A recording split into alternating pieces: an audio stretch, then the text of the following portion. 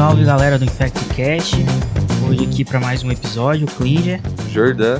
E hoje estamos recebendo aqui o nosso patriarca, fundador, né, do InfectoCast, João Garreta Prates. É um prazer estar aqui com você, João. O João que foi, né, o que teve a ideia do InfectoCast. Hoje a gente está continuando aqui. Vocês vão escutar algumas vezes os episódios, né, mais antigos que a gente tem. Obrigado, João, pela presença. E hoje a gente escolheu o tema de antifúngico, que a gente não estuda muito, né? Acaba ficando meio negligenciado na faculdade, né? Vamos fazer um resumão aqui pro pessoal que está em casa. Valeu, Klinger, Jordan. Prazer estar aqui com vocês. Muito bom estar de novo no InfectoCast, agora não retrô. É um prazer estar com todos vocês. A gente idealizado o projeto pelo tempo, por a gente no tempo, né? Tempos atrás, mas vocês estão, imagina, tá em mãos muito melhores agora. Então vamos lá, vamos falar de fungos antifúngicos, que é o nosso, talvez o meu tema favorito dentro da infectologia, que é aquele que as pessoas deixam pra lá na faculdade, aquele dia de olhar a lâmina lá que ninguém quer, né? Ah, olha esse fungo filamentoso aqui, chama tal coisa. Ah, meu, vou pra casa, não quero fazer o dia do laboratório. João, mas para a gente saber isso, estudar antifúngico, a gente tem que saber quais são os tipos de fungos que a gente tem, né? Fala um pouco aí pra gente. Vamos lá, então a gente divide os fungos de importância médica em alguns grupos. O mais simples para a gente conseguir raciocinar é dividir eles em 3 grandes grupos. As leveduras, eu falo que são as bolinhas, né? Para a gente lembrar um pouco delas. Os filamentosos, ou mofos, ou bolores. E tem os dimórficos, que são os dois, dependendo da temperatura e das condições ambientais, tá? Clássicas, para você tentar lembrar, assim, nunca se esqueceu o que é levedura, o que é fungo filamentoso. Eu gosto de falar para o pessoal olhar aquele queijo brie, ou queijo camembert, enfim, aquele queijo que tem o meio assim amarelinho mais cremoso, em volta tem uma capa de um fungo branco que é peludinho, né? Então o fungo branco peludinho é penicillium, que é muito usado nesses queijos, né?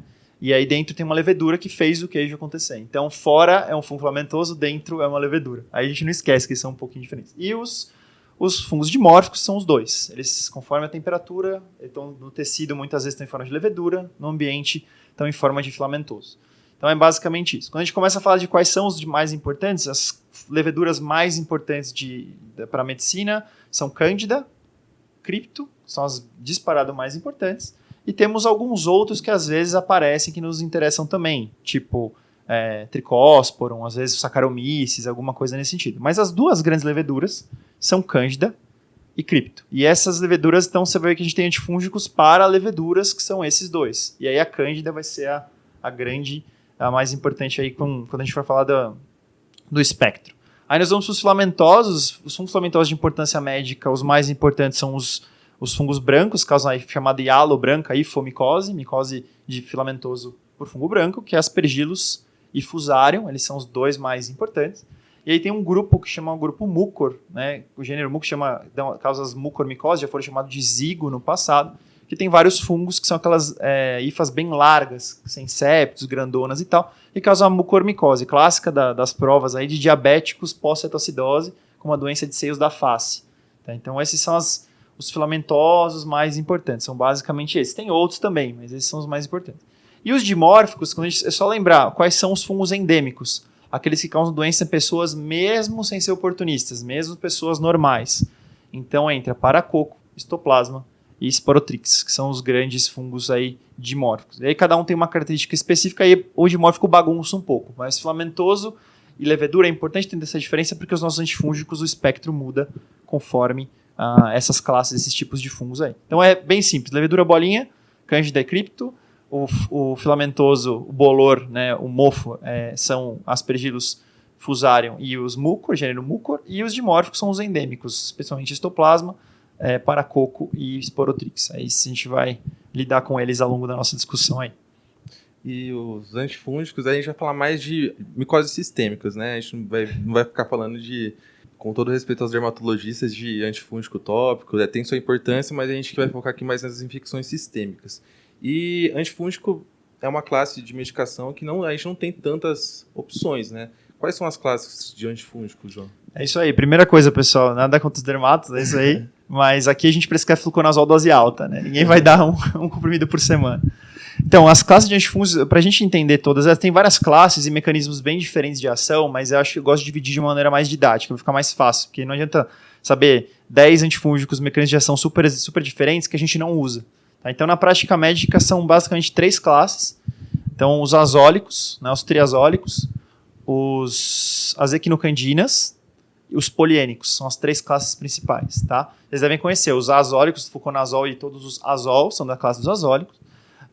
As equinocandinas são as funginas, né? Micafungina, caspofungina, enfim. E os poliênicos são as formulações de anfotericina e a anistatina, que às vezes aparece aí no tratamento oral, mas a maioria delas são as classes de anfotericina, tá? E o resto eu vou chamar de miscelânea, para a gente não fazer confusão, onde entra terbinafina, 5-fosfitosina e entre outras coisas mais que às vezes a gente usa na prática. Então vamos começar agora falando dos azólicos, né? Qual classe que a gente vai tratar, né? Com qual tipo de fungo que a gente vai tratar com os azólicos e os principais, né? Que a gente vai ter fluco, itra e voriconazol. Isso. Então, os componentes dessa classe, mais ou menos, é baseado na idade dela, né? Então, quando tudo começou, os nossos antifúngicos eram basicamente, o que a gente começou a usar na prática mais era fluco e itra, né? E aí tem algumas características de cada um. O fluconazol, isso é uma coisa que já vale lembrar desde já, é um antifúngico antilevedura, tá? Então, ele não vai agir bem em fungos filamentosos. Isso é muito importante, porque às vezes a gente fala assim, eu tô com suspeita de uma micose no pulmão.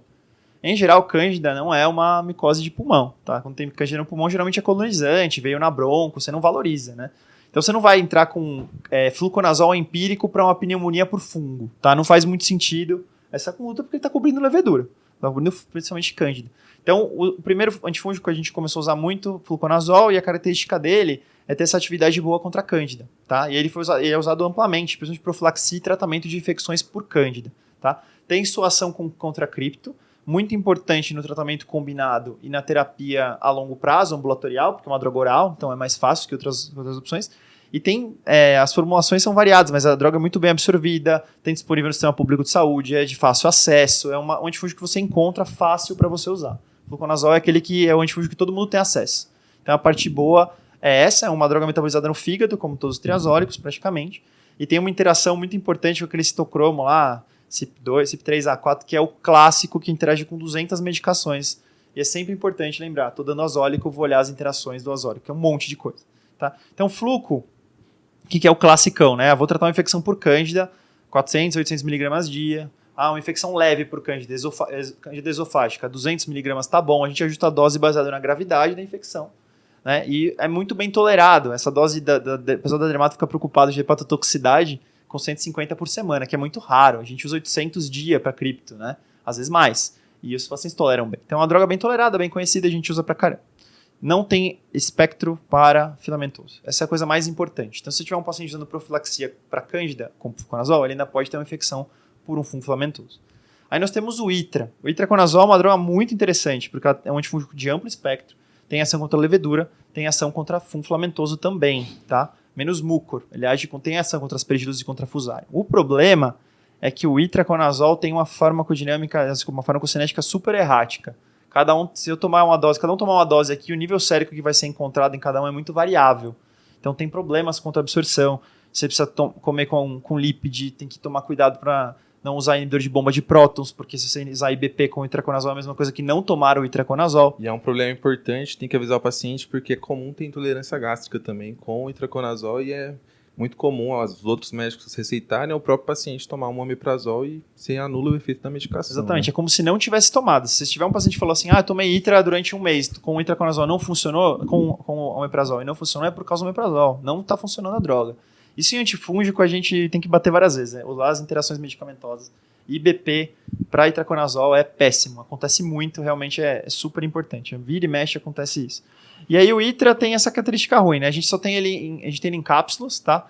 Existe a formulação em solução, mas a gente não tem no Brasil de modo geral. E seria muito bom para cândida esofágica, por exemplo, porque tem um efeito tópico também, você tomar a droga em forma de solução. A gente não tem. Então a gente acaba usando só os comprimidos. Ele é muito bom para tratar aspergillus se você não tem drogas melhores. E tomando cuidado com o nível, tomando cuidado com a dose. A dose habitual assim, para infecção sistêmica é em torno de 400 mg por dia. Tá? Então são 4 cápsulas. Né? Essa é a dose mais ou menos que, vamos dizer assim, para as pessoas em geral, atinge nível na maior parte das vezes. Mas tem interação com o IBP, dá retenção hídrica, tá? Pode dar hipertensão E aí, outro efeito colateral é a neuropatia periférica, que são os que pegam mais. E aí você tem que diminuir a dose, ajustar a dose, dá trabalho, não é uma coisa simples. E não é fácil dosar o nível, não tem muito ensaio de nível de ITRA. Então é uma coisa que pode atrapalhar. Mas bom, itraconazol age contra funfamentose. Então tá tudo resolvido? Não tá, porque nos pacientes hematológicos, pacientes imunossuprimidos, o ITRA vai ter interações, vai ser mal absorvido e às vezes eu tenho uma infecção sistêmica por um fungo filamentoso. Daí eu preciso de novos azólicos. Então, a gente tinha fluco e ITRA, daí o tempo passou, e aí a gente começou a ter as drogas mais novas, que são voriconazol, posaconazol e isavuconazol. São os azólicos mais novos, e esses não tão mais novos assim, mas que têm ação boa contra aspergilos e contra fusarium vórico, né? Então essa é uma droga que veio... A voriconazol basicamente é uma droga de escolha para o tratamento da maioria das infecções por aspergilos e por fusarium, e ele veio justamente para os imunossuprimidos, para os neutropênicos, para as leucemias agudas e tudo mais. Então ele é bem interessante porque tem formulação endovenosa e oral, então você pode fazer escalaterapia, desescalar, fazer tratamento de manutenção. Só que o voriconazol, muito hepatotoxicidade, tem que ficar de olho, né? E você precisa ver o nível de preferência, se está no nível adequado. Se você usar droga oral, então você está com uma aspergilose invasiva, uma doença grave, você vai dar oral, você precisa ver o nível, se você puder. Então essa é uma outra coisa que pega um pouco. Mas é uma droga de escolha para essas infecções. Então a gente usa muito vórico para infecção grave por aspergilos e fusarium. E aí veio para isso. Ele tem ação contra a cândida? Tem, mas ele não é recomendado como primeira escolha para cândida, a gente vai falar depois. Tá? Ele tem ação? Tem, mas não é a droga mais indicada. A ideia dele é filamentoso. Aí a gente tem o Posa, que é uma droga que já tem ação contra filamentoso, contra levedura também, como vórico, e ele também tem ação contra mucor. Então o Posa é interessante. O Isavo também, é a mesma coisa. Pega mucor também. Então ele pega esse grupão aí que a gente falou de fungos oportunistas, isso é bem interessante.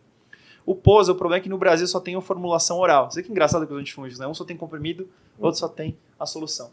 E a gente usa muito Posa para profilaxia de infecção fúngica em paciente de alto risco, leucemia mieloide aguda, transplante de medula. Só que tem que tomar, e o cara tem mucosite, e tem que tomar com gordura, em grande quantidade para ser absorvido, e 3 vezes ao dia. Então o paciente começa a fazer mucosite, começa a enjoar, e isso vira um problema. Tá? Então isso é uma das coisas, né? E o Isavo é como se fosse o vórico mais moderno agora que veio, né? Ele tem menos interação, é mais previsível o nível sérico, não precisa de monitorização, tem droga oral e droga injetável, e tem ação contra mucor. E os trabalhos estão saindo e estão parecendo que ele é bem confiável, e é bem legal isso, porque mucor tem poucas opções, né? Então é outro que está vindo aí compor, já entrou no Brasil, já é uma droga aprovada, a gente já tem usado, e é bastante interessante. Então, para resumir, né, os azólicos.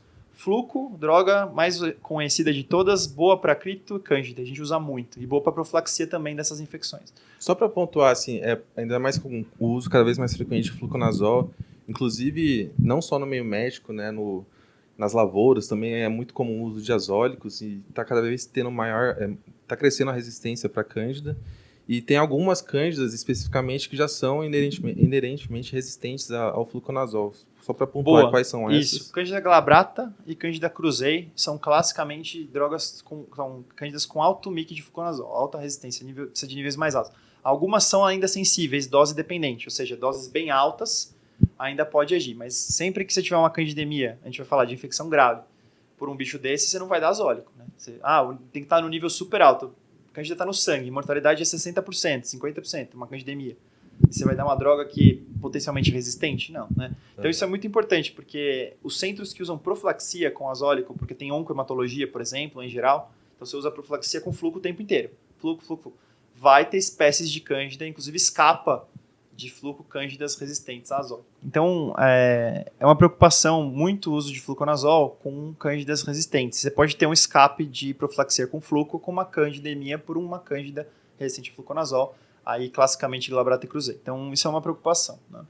O ITRA, a gente falou, filamentoso, mas tem problemas, né? E a gente não consegue usar ele muito bem em oncohemato, por causa dessa questão da absorção, então a gente tem desfechos ruins. E aí veio o vórico para resolver esse problema, como tratamento, é o principal tratamento para essas micoses que eu comentei. E agora mais novos, né, pós-profilático, e o Isavo, que meio que engloba um pouco desse espectro todo, e é bem interessante, mas é uma droga que tem menos experiência, a gente tem menos tempo de uso dela, então falta sair alguns estudos para a gente confiar bastante e começar a usar mais. Um outro problema também do itraconazol, assim, é porque ela é a principal droga que a gente usa para tratar fungos dimórficos, principalmente no cenário ambulatorial. E os fungos dimórficos são doenças negligenciadas, né? Geralmente são doenças de pacientes de países com em desenvolvimento. E é uma droga cara, assim, eu não sabia, quando entrei na residência, achei que itraconazol era super barato, mas é mais de R$ 100, né? Uma caixa ali com poucas doses, e não são todas as cidades e estados que fornecem, né? Aqui a gente em São Paulo, dependendo da época, a gente consegue ainda pelo SUS, mas esse é um outro grande problema. Isso que você falou é bem importante, porque é engraçado, o tratamento das micoses varia muito conforme o lugar onde você está no Brasil, né? Então, se você está num grande centro que tem oncohematologia, você tem um monte de coisas, micose, aí você vai um pouco para longe, às vezes tem lugares endêmicos de paracoccidomicose, por exemplo, que não tem acesso fácil ao itraconazol, que precisa de um monte de burocracia para conseguir, ou que às vezes nem conseguem, né? Mesmo em São Paulo, às vezes a gente tem que fazer uma certa, assim, procura aqui, procura ali, a gente conseguiu agora um convênio com o Ministério da Saúde e tudo mais para pedir essa medicação para um ambulatório de micose, mas é uma coisa pontual, não é uma coisa simples de você ter acesso. Então o ITRA já é problema, os outros são mais caros, são mais difíceis ainda de conseguir. Então um problema sério dos antifúngicos é acesso tanto a método diagnóstico, para você saber que realmente aquele fungo que está causando o problema, né? Porque infelizmente a realidade, eu gosto, o professor Arnaldo fala muito isso, né? Que a gente tem que fazer micologia com saburô e anfotericina, né? Convencional. Isso é um problema, porque tem um monte de fungos aí de todas as áreas possíveis que tem problema.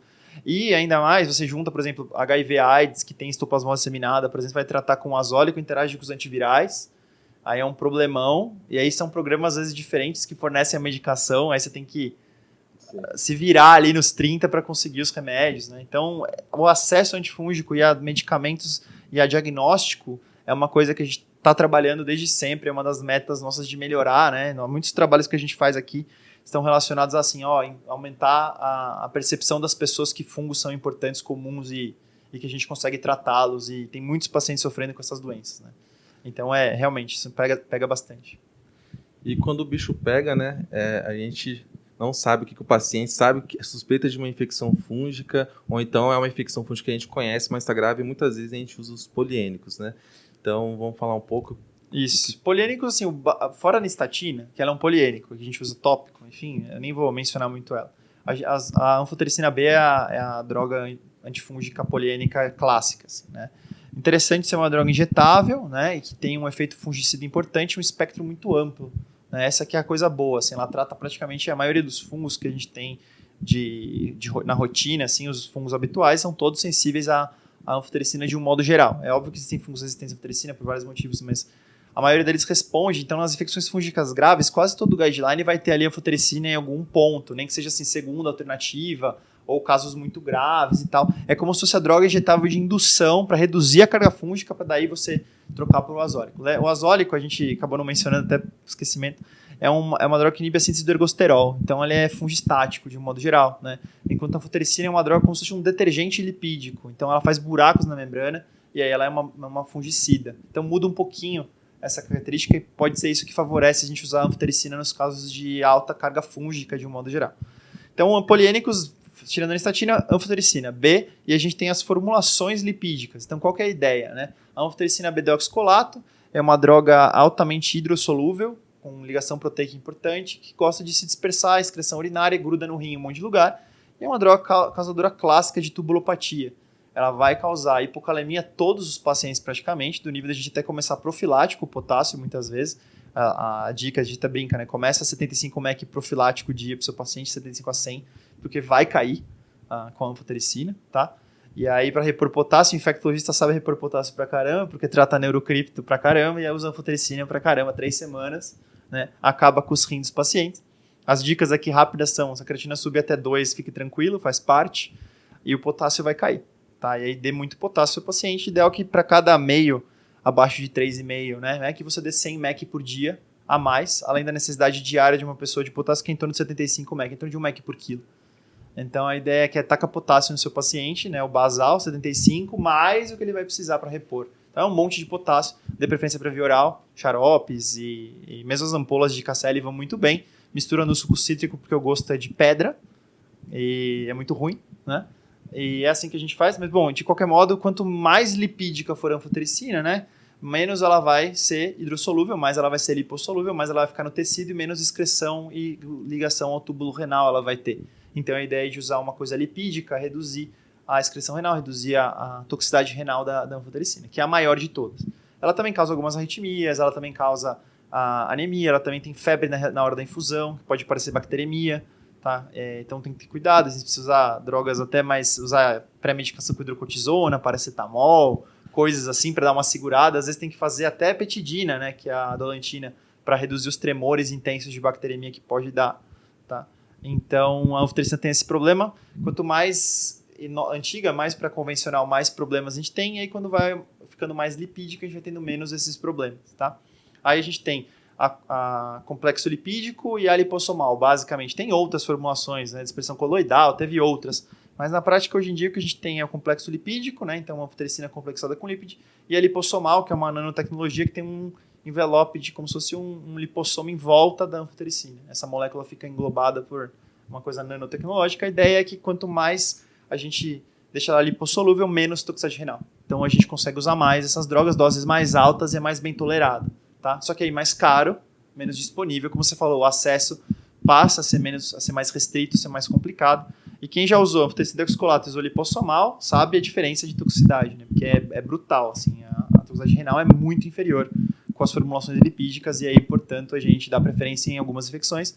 Em oncohematologia, geralmente a gente usa só a lipídica praticamente, né, por causa desse problema, mas depende onde você tá. Tem, não tem, se só tem a deoxicolato, vai deoxicolato mesmo, tá? Mas a gente trabalha para tentar evitar. Transplantado renal tem muita cripto. Você vai dar para o transplante renal uma droga muito nefrotóxica, então a gente não gosta, a gente prefere usar sempre uma formulação lipídica para tentar evitar esse problema, né? Então, o poliênico vantagem, amplo espectro, se escapa de azólico, escapa de equinocandina, alguma infecção, você não sabe o que é, empírico, o poliênico é muito bom. Qual o problema? Injetável, tóxico. Então a gente tem que ter cuidado aí para usar essa droga por causa desses problemas que a gente mencionou. Quanto mais lipídico, melhor, mas mais caro e menos disponível.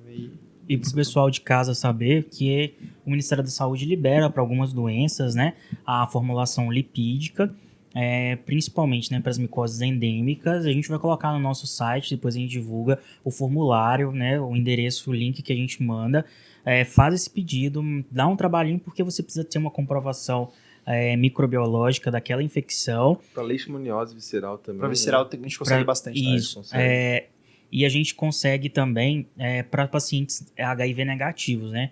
Isso tem uma treta no Ministério, né? Parece que o departamento de HIV é um e o departamento das micoses é outro. Então, as micoses não liberam essas anfotericinas complexo lipídico para o pessoal HIV positivo, porque seria de outro departamento e é uma outra compactuação. Outro financiamento, outro financiamento, outra rolê, verba. É um rolê assim. E aqui em São Paulo, que eu sei que a gente tem a liberação da lipossomal para leishmaniose, para aqueles casos que têm contraindicação ao glucantino. Isso, um antimonial, que é a idade, enfim, doença cardíaca, né, de um modo geral.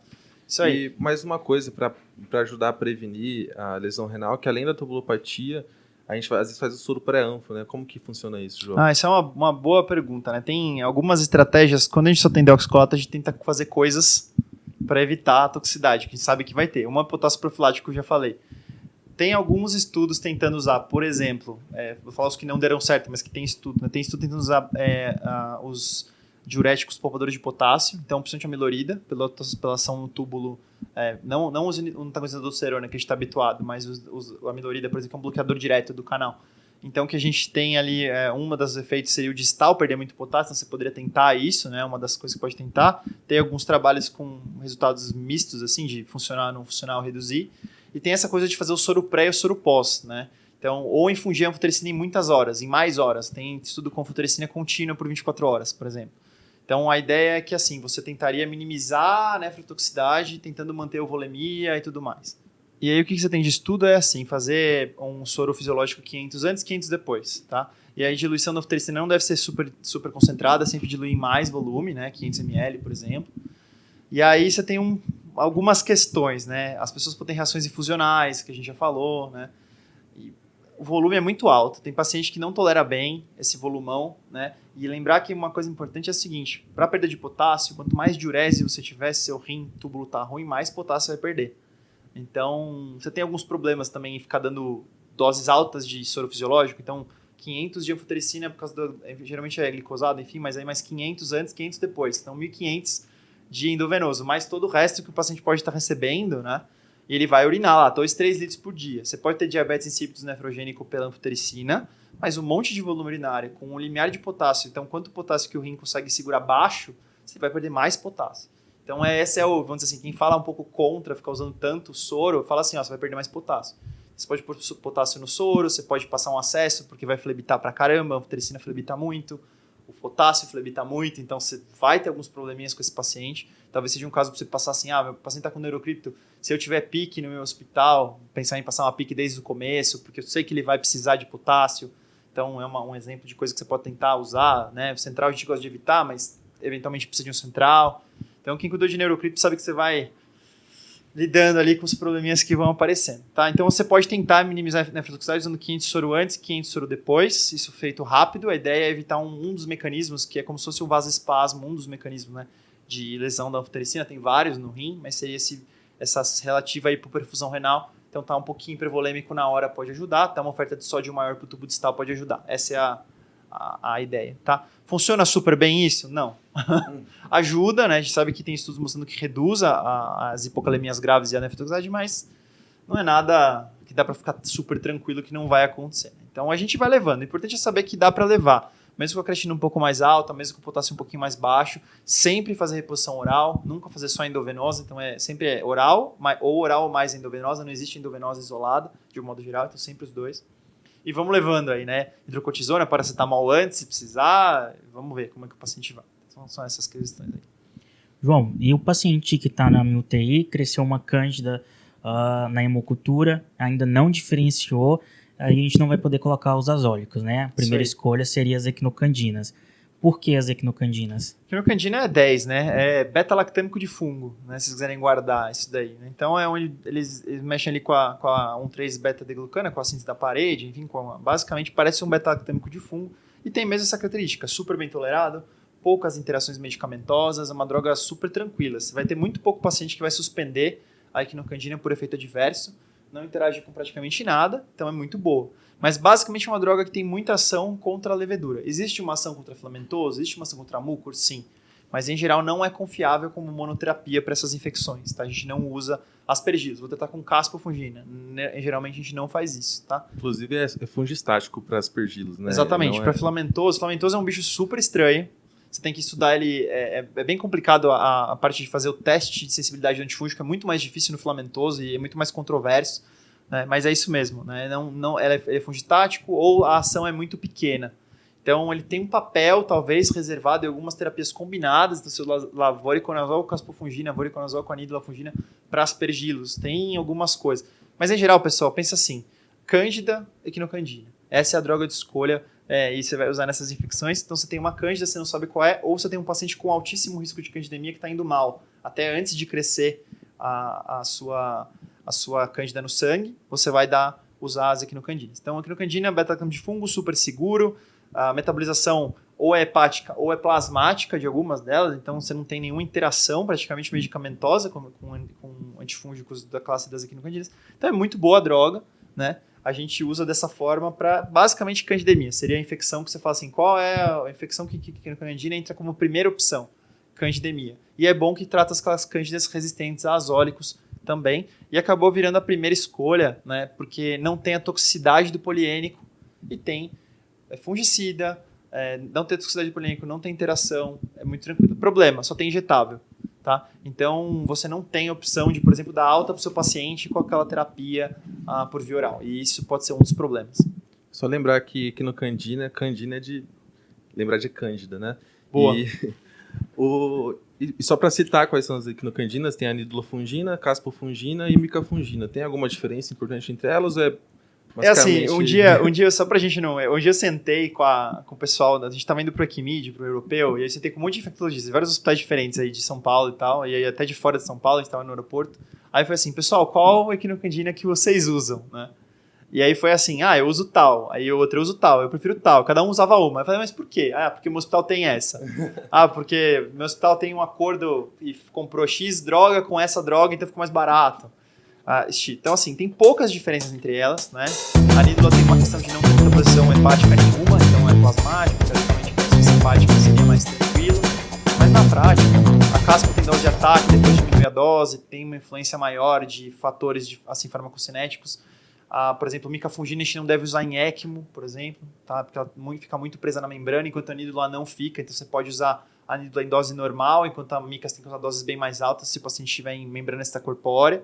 Então tem algumas detalhezinhos, mas na prática, gente, aqui no Candino, que você tiver disponível, tenha uma, tá? E aí aprenda as suas limitações e como utilizá-la. E esse é o problema, né? A disponibilidade, porque a gente não tem no serviço público, né? Não. Às vezes tem, às vezes não, é uma coisa meio...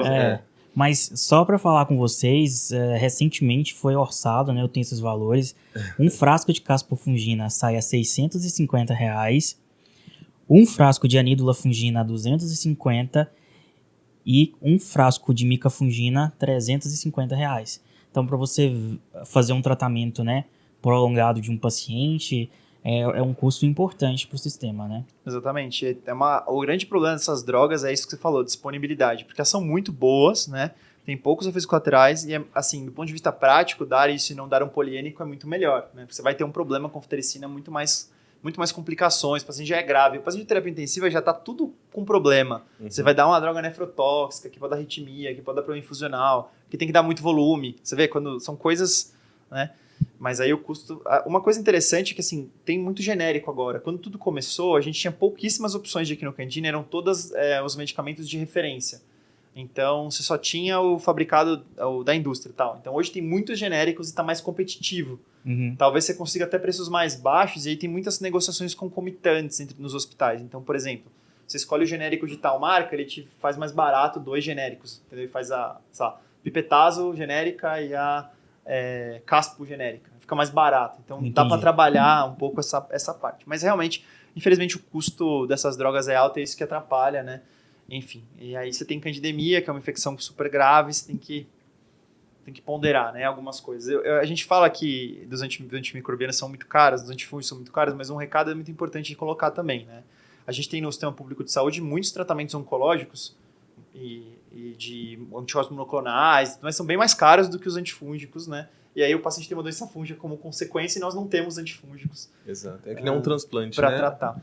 Isso é muito comum no transplante. O custo que o SUS tem com o transplante para depois você ir lá e usar anfotericina deoxycolada e acabar com o transplante do paciente. Exatamente. Então tem que ser um pouco mais racional. Só para a gente também... Claro, a gente sempre está preocupado com isso. A infectologia permeia várias situações de fragilidade social e econômica, mas também tem lugares que o cara tem acesso à melhor medicação possível do câncer e não tem o antifúngico que trataria uma possível complicação que ele vai ter.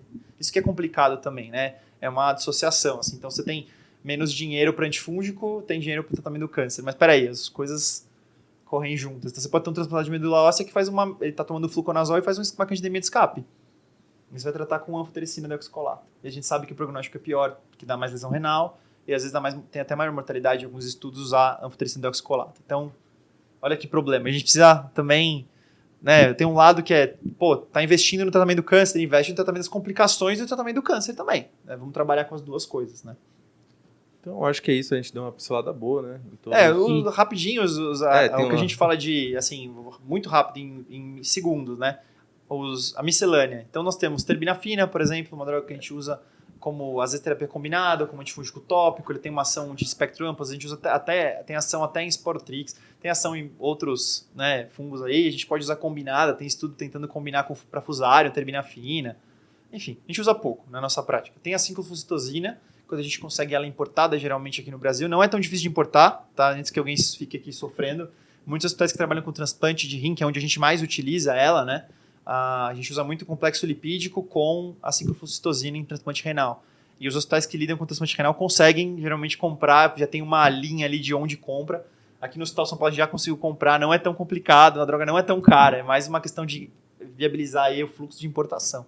Só que o problema, a citopenia, tá? Então 5-flucitosina, lembra 5-fluoracila, você lembra mais ou menos a ideia de que o paciente vai ter citopenia. Usa pouco em AIDS justamente por isso, porque você pode usar, teoricamente, a droga de escolha, é anfocoflucitosina para neurocripto em AIDS, mas muitos pacientes fazem citopenia, eles já são citopênicos, então é um problema, tá? E aí, enfim, estatina tópica, a gente já comentou, a gente usa muitas vezes, né? E tem os azólicos tópicos também utilizados nas micoses de pele, mas não é a nossa prática. Cetoconazol a gente não usa, tá? Dá insuficiência adrenal, então ele é usado, inclusive, para bloquear, é usado para Cushing até. o tratamento com cetoconazol, que a gente meio que abandonou aí por causa dessa toxicidade. Praticamente não se usa cetoconazol. Acho que é isso, gente. Talvez venha algumas equinocandinas no futuro aí que tratam pneumocistose, que é uma coisa interessante. A gente está esperando uma equino que está meio que no forno aí para vir. E os novos antifúngicos, o que talvez apareça para nós aí no futuro, sejam drogas que sejam mais facilmente toleradas, via oral. A gente está preocupado com essa parte, né? Isso a gente tem profilaxia de doença fúngica. Mas o que a gente usa é aquilo que a gente já falou, o resto é miscelânea, pouco usado. É isso aí, galera. Obrigado, João, pelo retorno e até a próxima. É isso aí, esperamos fazer novos episódios com o senhor também, foi muito bom. E muito obrigado e até a próxima. Sempre um prazer, pessoal. Obrigado. Valeu.